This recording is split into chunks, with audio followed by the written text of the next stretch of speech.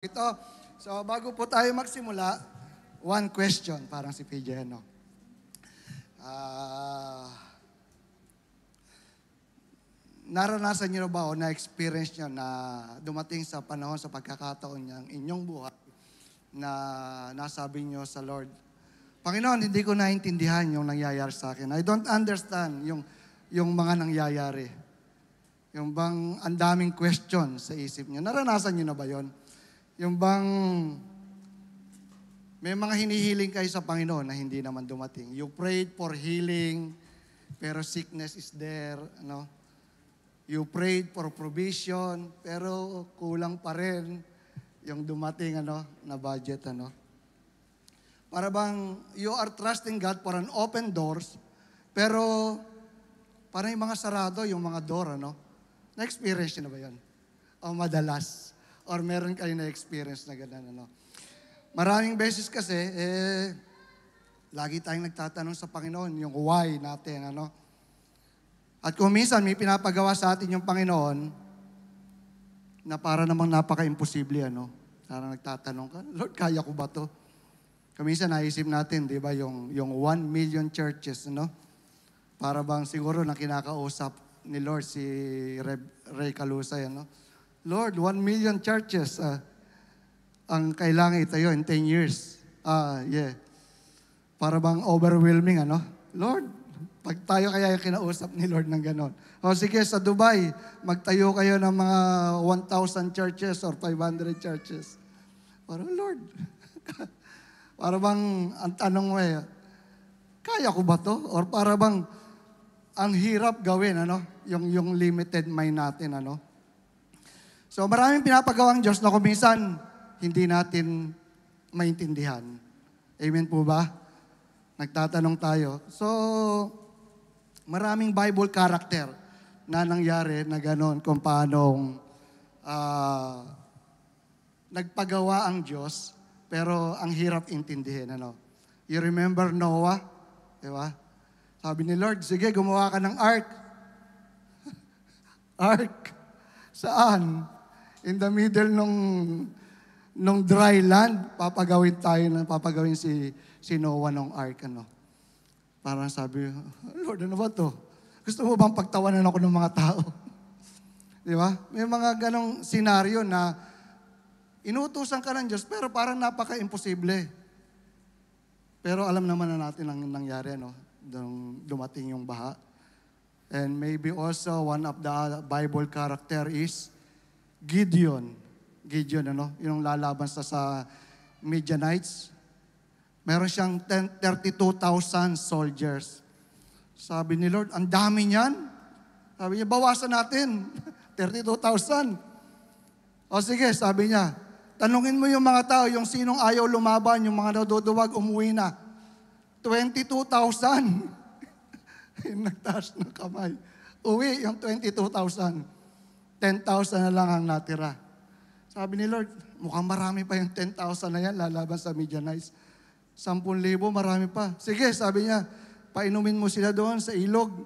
Sabi doon, sa Book of Judges.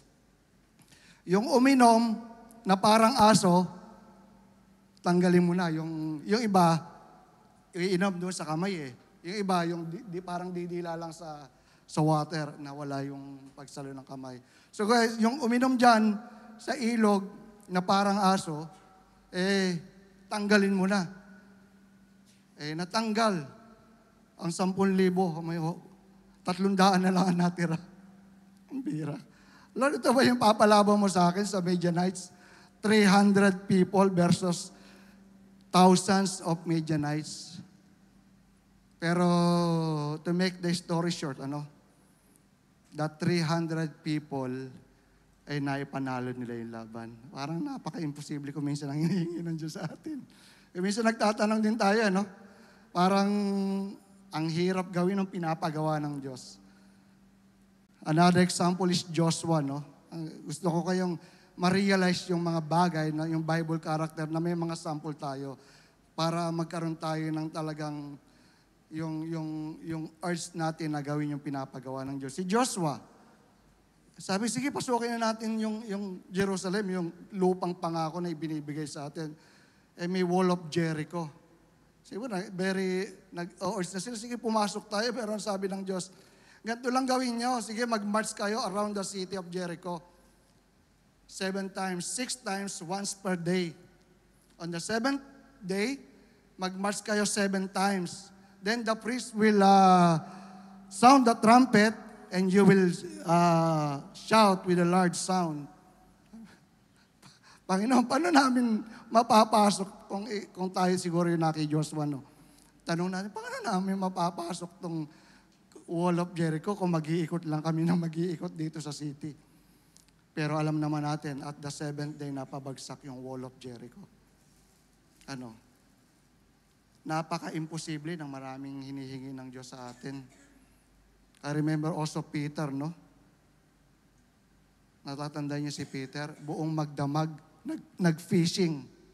Nag-fishing, buong magdamag. At nung umaga, nakita na si Jesus Christ. Ang sabi ni Jesus Christ, sige, hagis mo yung net mo dyan sa side. Doon lang, malapit pa sa pangpang. Paano ko hagis mo dyan sa side yung net. Sabi niya, Lord, magdamag na. Parang magdamag na kaming nangawil, nag-fishing, nanlambat. Wala kaming huli, tapos ngayon ipapahagis mo sa akin ng lambat. Kung tayo nanda, siguro gano'n natin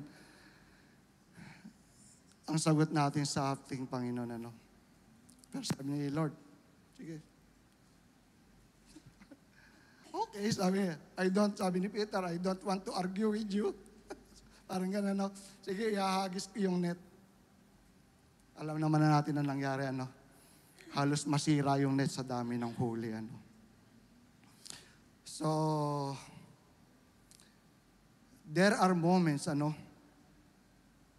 in life when our faith collides with confusion,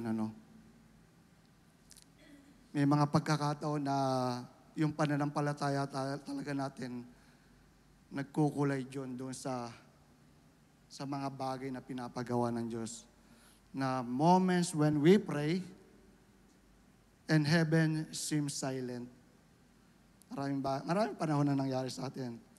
We know about God's goodness, His power, His promises. Pero kung titingnan natin, parang yung nangyayari sa buhay natin, hindi nagmamatch doon sa power ng Diyos. Hindi nagmamatch doon sa goodness ng Diyos. Kaya nga, yung tanong natin is, why Lord? Na-experience nyo na bang tanongin ng Diyos pa? Lord, bakit po? Where are you sa mga pangyayari na ito ng buhay ko? Don't you care? Diba? Diba? May mga ganun kasi na, kaya nga yung message na to, ang pamagat nito, the title is, when God doesn't make sense. When God doesn't make sense. Diba? Parang, it doesn't make sense, Lord, yung nangyayari sa buhay. Parang hindi nagmamatch sa kapangyarihan mo itong mga pinapagawa mo sa akin. Diba? Pero nung sagot ng ating Panginoon, na ito yung scripture natin, in Isaiah chapter 55, verse 8 to 9, ang sabi dito, For my thoughts are not your thoughts, neither are your ways my ways, declares the Lord. As the heavens are higher than the earth, so are my ways higher than your ways, and my thoughts than your thoughts. Purihin po ang Diyos. Ito yung sagot ng Panginoon sa mga question natin. So, dito tayo magbe-base, and there are numbers to remember para maintindihan natin yung mga bagay na ito. Number 1 is, our role is to trust, not to understand. Diba? Kung minsan lagi nating gustong maintindihan yung mga bagay na ipinapagawa ng Diyos sa atin. But our role is to trust. Ang sabi sa Proverbs chapter 3, verse 5 to 6, sabi dito, Trust in the Lord with all your heart and lean not on your own understanding. Lean not on your own understanding. Hindi ka magtitiwala doon sa sarili mo. Sabi mo, You don't need to understand yung pinapagawa ng Diyos. Sabi, trust in the Lord. In all your ways, submit to Him and He will make your paths straight. So, ito yung secret. You have to submit to God para maintindihan mo yung pinapagawa ng Diyos at yung darakaran mo ay diretso, no? So that your path may be straight. So, faith doesn't mean we'll always understand. But faith means we will always trust. Pakisabi nga sa katabi mo, faith means we'll always trust.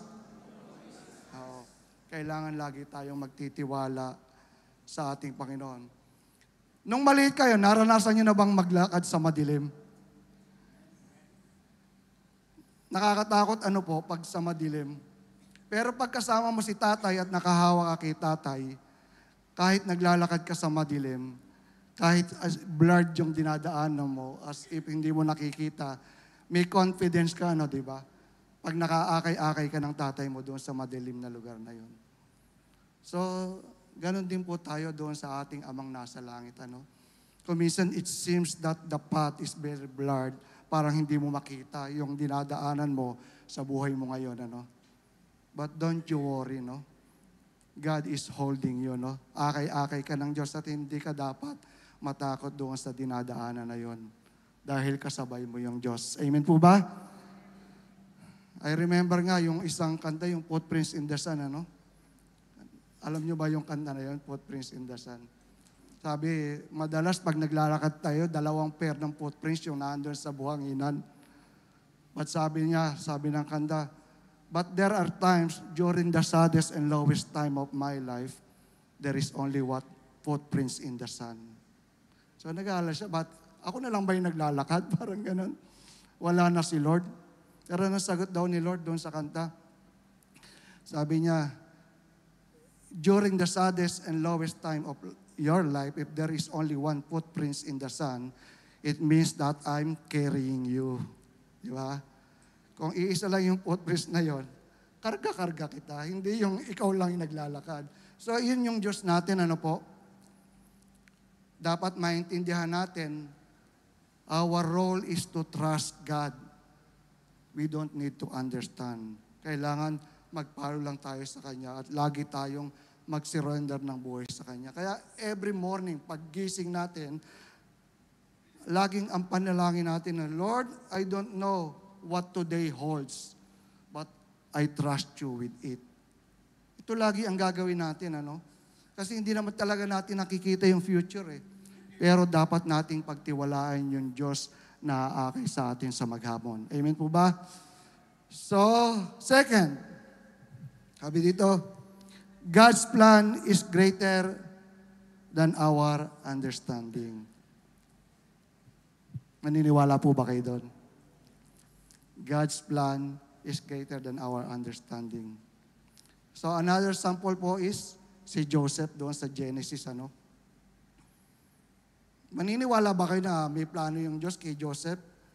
Nung itapon siya sa pit, nung ipagbili siya ng mga kapatid, nang mapunta siya sa prison,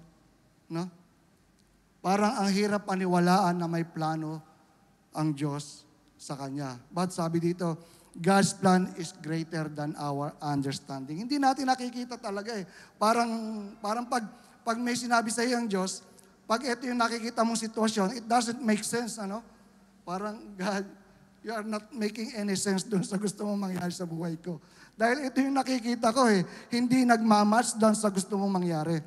Katulad ni Joseph, Pero alam naman natin ang nangyari, Doon kay Joseph, nung maging second command siya ng Pharaoh. Alam natin ang istorya.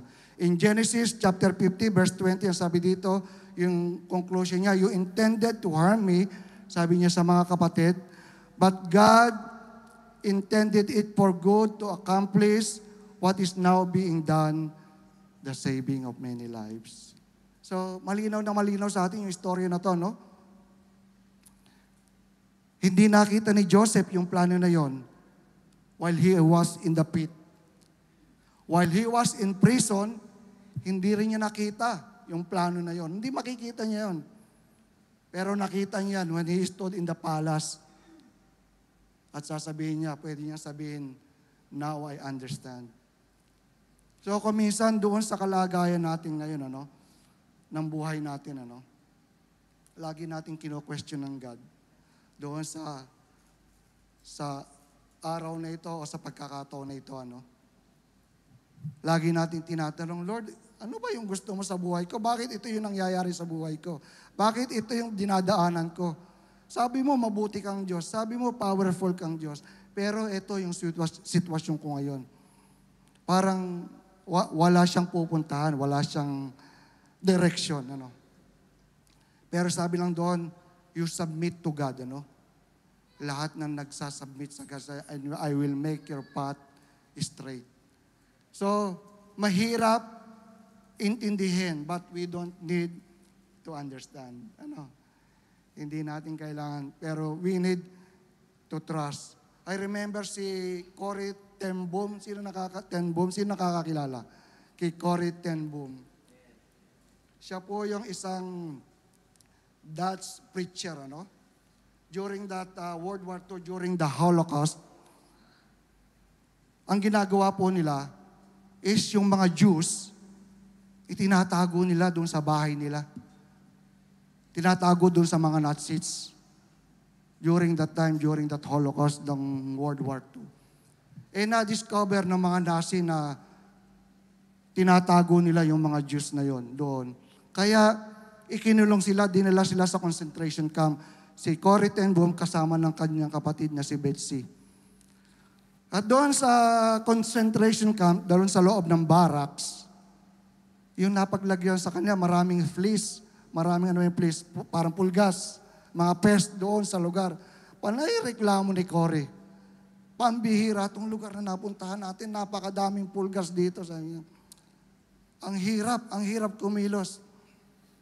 Kaya pati yung mga guard sa concentration camp, hindi pumupunta doon sa barracks nila, kasi nga maraming ang peste. Maraming pest doon, ang mga fleas doon. Alam nyo ba yung nangyari?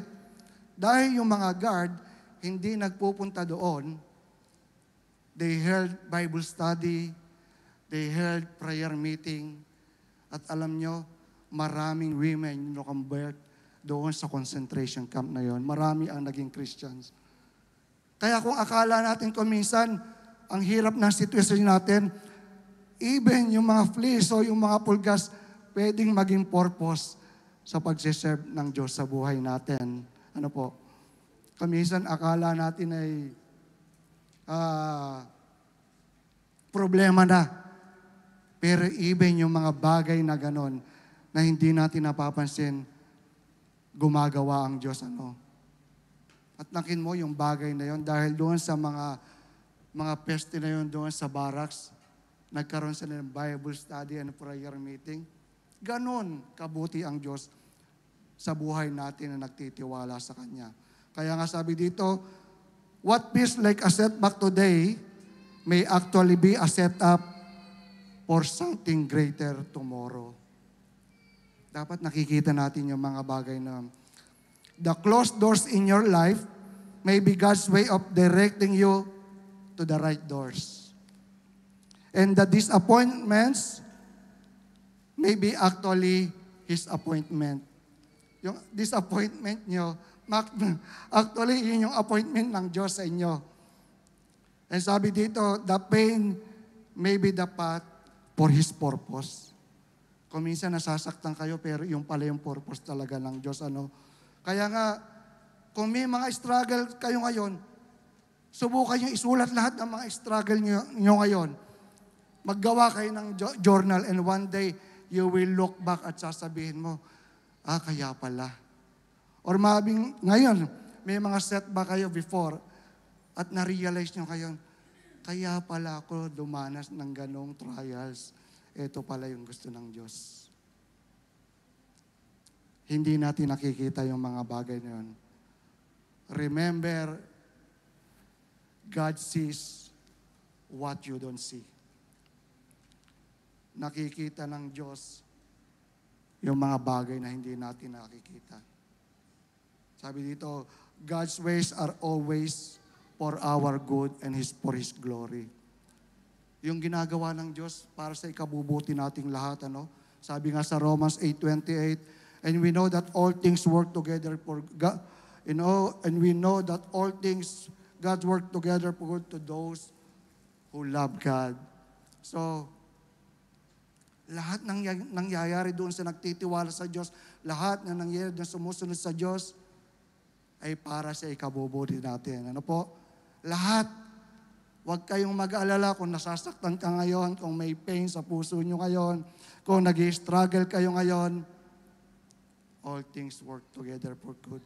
Pero sa mga tao yun, na nagtitiwala at sumusunod sa Diyos.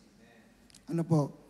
Sabi dito, sa number 3, God's silence doesn't mean His absence. Ano? Pag tahimik ang Diyos, hindi ibig sabihin wala siya. Di ba? Naniniwala pa po kayo doon? God's silence doesn't mean His absence. So, another Bible character, si Lazarus, ano? Para na-appreciate niyo itong mga bagay nito. Si Lazarus, di ba nagkasakit at nabalita ni Jesus Christ siya, binalita ng kanyang mga disciples. At kung titingnan natin, sabi dito sa verse 6, so when he heard that Lazarus was sick, he stayed where he was 2 more days. And when he said to his disciple, let us go back to Judea. Hindi siya immediately pumunta doon sa kaibigan niya si Lazarus eh. Pero naghintay pa siya ng 2 days, ano? Kaya nung sa verse 21, nung pumunta na si Jesus Christ, anong sabi ni Martha? Lord, Martha said to Jesus, if you have been here, my brother would not have died. Siguro ganun din ang gagawin natin, ano? Yung kaibigan natin na makapangyarihan, na nagpapagaling, alam natin na nagpapagaling. Tapos late, nung mabalitaan, hindi agad ura-uradang pumunta doon. He was late. Talagang very much late dahil nag-stay pa ng 2 araw eh. But what they didn't realize is he was not late. He was right on time. Ano? Alam niyo ang dahilan? He didn't just want to heal Jesus. He wanted Him to raise from the dead. Yung pagpapagaling, simple na lang yan eh. Alam na ng mga tao, di ba? Na magpapagaling sa kaya niyang magpagaling. Pero ang gusto ng Diyos, ma-reveal yung kanyang glory in a greater way. Amen. Simple lang yung pagpapalagaling eh. Alam na rin ng mga tao yon. But He want to reveal His glory for a greater way. To raise Lazarus from the dead. Sabi nga dito. Kaya nga, sometimes when God is silent, ang iniisip natin, inabante na tayo ng Diyos. Ang tagal nating iniintay ng Diyos. Ang tagal nating iniintay ng sagot ng Diyos. Pero ang iniisip natin, iniwanan na tayo ng Diyos. But His silence doesn't mean His absence. Sabi dito, He is still working behind the scene. He is always working behind the scene. Hindi natin nakikita, pero nagwo-work siya. Sabi, you may be praying for healing, but He is preparing for greater testimony. Or you may be asking for provisions, but He's preparing for a breakthrough bigger than what you asked for. Kuminsan, nagmamadali lang tayo, pero mas malaki yung inihahanda ng Panginoon para sa atin. Maghintay lang tayo, wag lang tayong mainip, at darating yung mga bagay na yon. Kaya instead of asking, why Lord? So ang tanong natin, what are you preparing for this season for me, Lord? Huwag nating tatanungin ang Panginoon na, Lord, bakit? Bakit ako? Bakit ganito?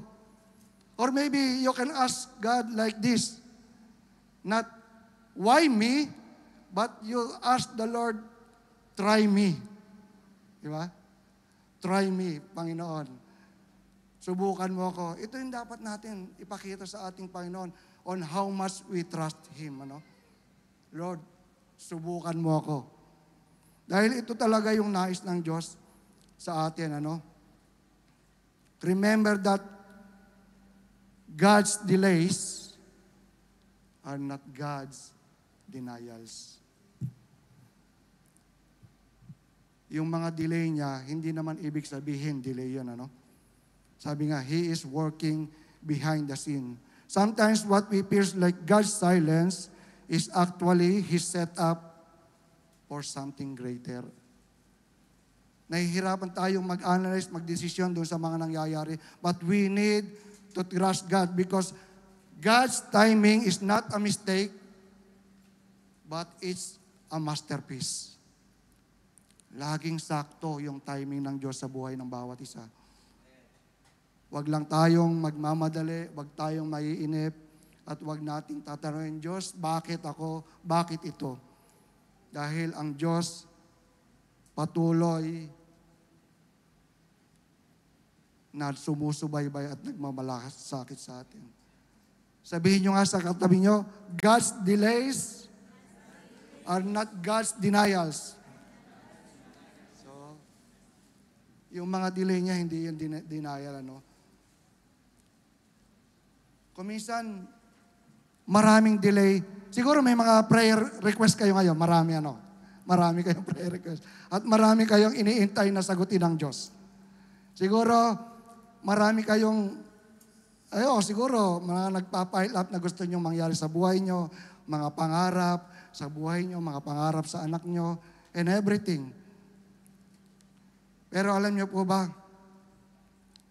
there is a season of waiting, ano? Si Abraham po, bago dumating si Isaac, he waited 25 years. Si Moses, bago nakapasok sa lupang pangako, the promised land, he waited how many? 40 years in the desert. Si David, bago naging king, he waited 22 years. At even Jesus, ano? How many years? He waited 30 years before beginning His public ministry. There is a season of waiting sa bawat isa sa atin. Pero yung mga bagay na yon, sabi dito, when God seems slow, He's not late. He's preparing the right moments to fulfill His purpose. Huwag lang tayo magmamadali, ano? Hanggat patuloy tayong magtitiwala sa Diyos. Kitang-kita naman natin sa mga Bible character, ano? May mga sample tayo na hindi nang iiwan ng Diyos sa bawat isa sa atin, ano? So, what to do when God doesn't make sense? Number 1, choose to worship Him anyway. Yeah. Kamisan, Lord, it doesn't make sense itong mga nangyayari sa buhay ka. Parang wala ka, parang absent ka, parang imposible na mga pinapagawa mo sa akin. Ang sabi sa Habakkuk, chapter 3, verse 17 to 18, though the fig tree does not bud, and there are no grapes on the vines, yet I will rejoice in the Lord. I will be joyful in God, my Savior. Even no harvest, even for no food, even where there is no hope for human perspective, no? Yet, He chose to worship. Dapat ganun tayo, no? Kahit yung perspective natin ay para bang wala ng pag-asa, no? We need to worship Him. Dahil yung pag-worship natin, it shifts from our problems to our provider kapag nag-worship tayo. When God doesn't make sense, ano? We should worship Him anyway. We should praise Him anyway, ano? Dahil yung worship na yon, yung weapon natin against doubt. Kapag nag-worship tayo, pinapakita natin talaga yung tunay na paniniwala at pananampalataya natin sa Diyos. And secondly, Bilis tayo, no? Hold on to God's promises. Sabi dito, God's word is our anchor in the storm. Ano? In Psalms 119, verse 105, it says, Your word is a lamp to my feet and a light to my path. Yung mga circumstances natin, nagbabago yan. Every day nagbabago yan. Pero yung pangako ng Diyos, hindi nagbabago. Amen? Yung pangako ng Diyos, hindi nagbabago. Naandyan yan.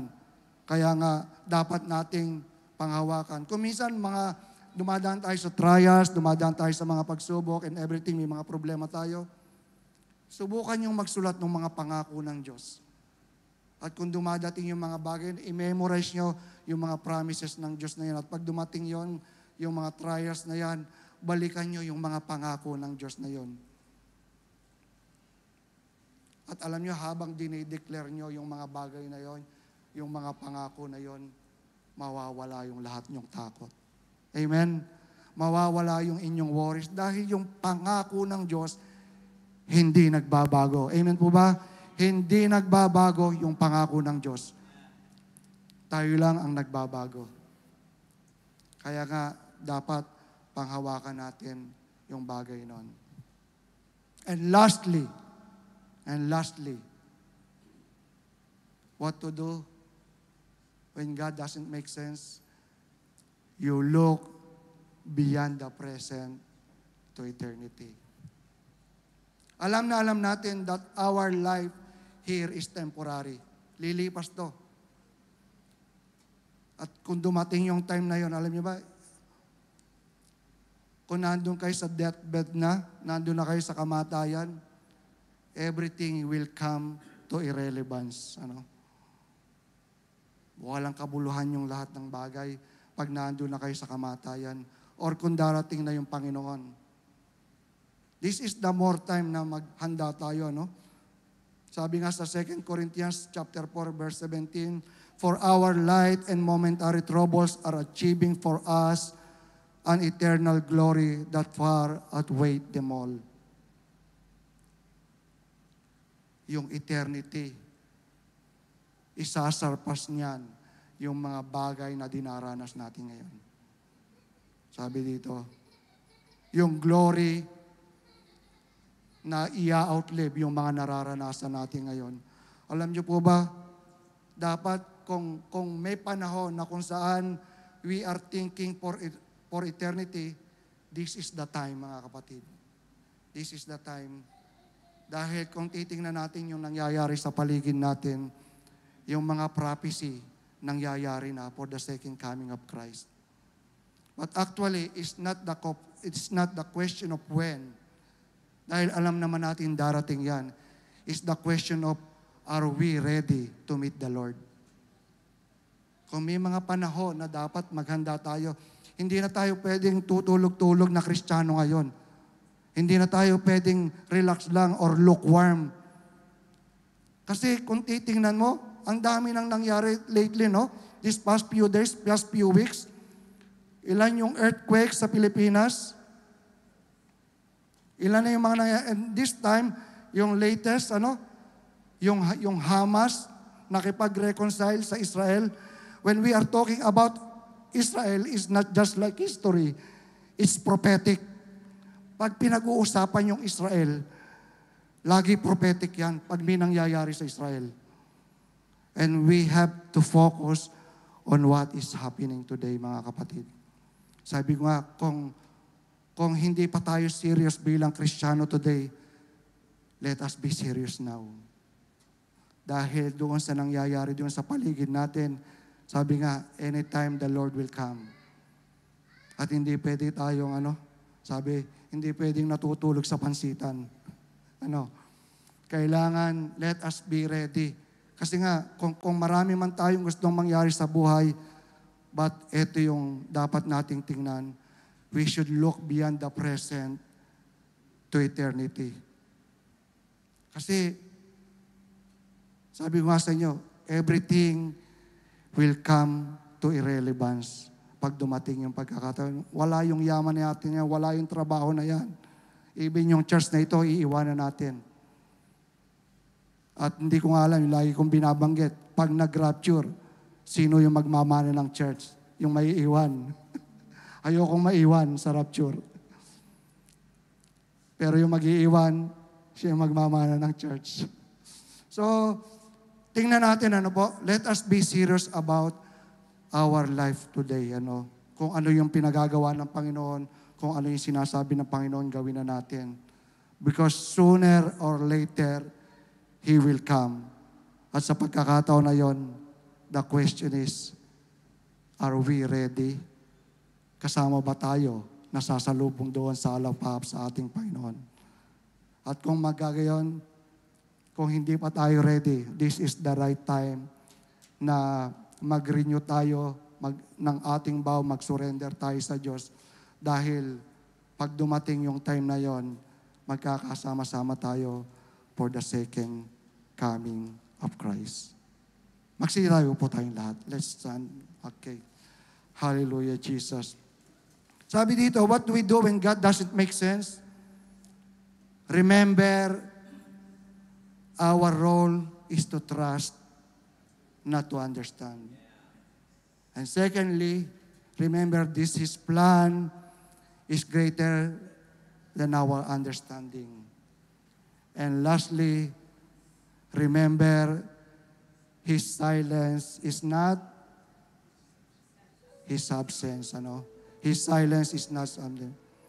Sabi, one day, pupunta tayo doon sa eternity, yung life after death.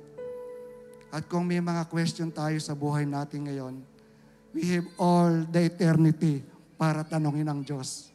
Maaring walang sagot sa mga tanong Diyos dito sa lupa, sa araw na ito, sa pagkakataon na ito.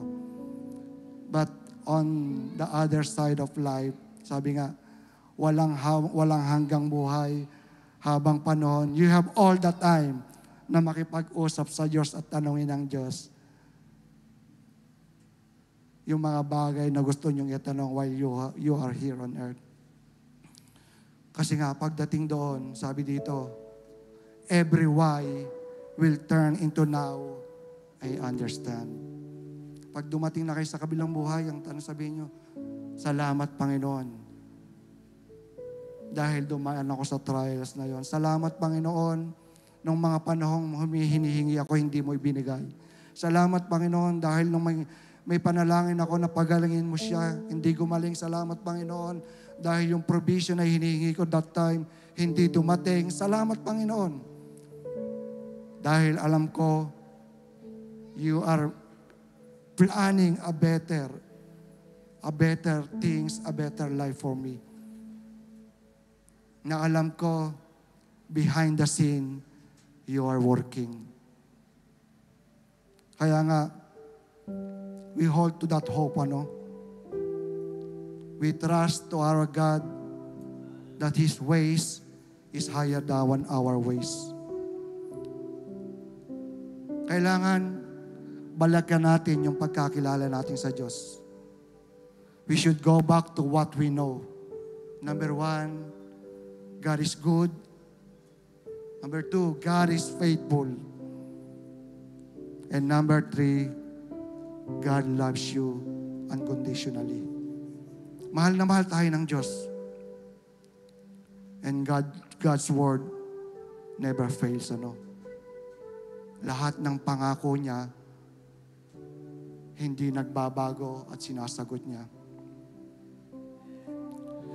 When you can't understand the why, hold on to the who. Remember this thing. May mga tanong ka sa buhay mo, but you are holding on doon sa Diyos na buhay.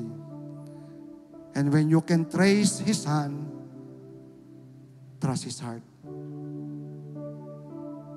Dahil alam natin na yung Diyos, ang Diyos na nagbabahal sa atin unconditionally. Let's pray. Hallelujah, Jesus. Panginoon, maraming salamat po sa umagang ito. We are very thankful, O Lord, na nangusap ka sa bawat isa.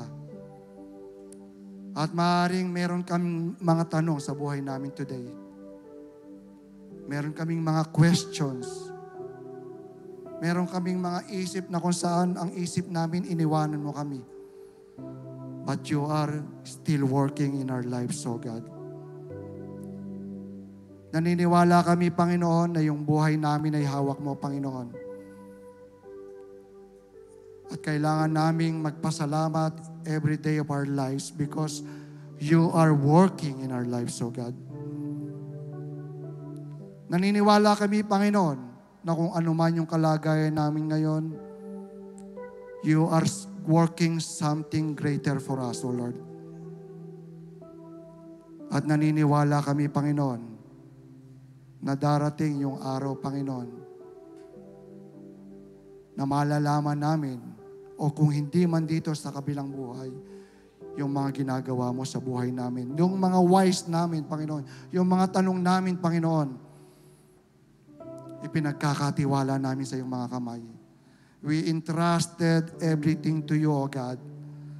At dalangin namin, Panginoon, na kung ano man yung nararanasan namin ngayon, hindi ito magdulot sa amin na mag-slow down kami sa aming pananampalataya, kundi bagkos higit kaming magtiwala sa iyo, Panginoon.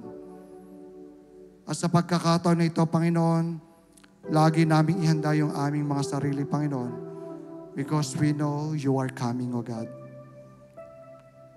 At dalangin namin sa panahon ng pagpabalik mo, sama-sama kaming sasalubong sa iyo, Panginoon. And we are praying, Panginoon, na while you are not here, hindi ka pa bumabalik, Panginoon, gampanan namin yung aming tungkulin here on earth wholeheartedly, O God. Alisin mo na po sa aming puso yung pagiging lukewarm, O God. Tulungan mo kami na maging mainis sa paglilingkod, Panginoon.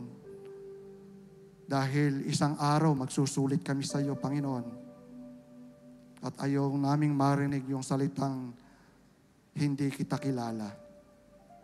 But we are waiting for the word na tatanggapin mo kami, Panginoon. Thou good and faithful servant, enter into my rest. Panginoon, maraming salamat po, Panginoon. Naniniwala kami, Panginoon, na yung bawat isa ay kinausap mo at dalangin namin, Panginoon, na tunay kaming makapaglingkod sa iyo. We thank you, Lord, and we praise you, Lord. This we pray in Jesus' name. Amen and amen.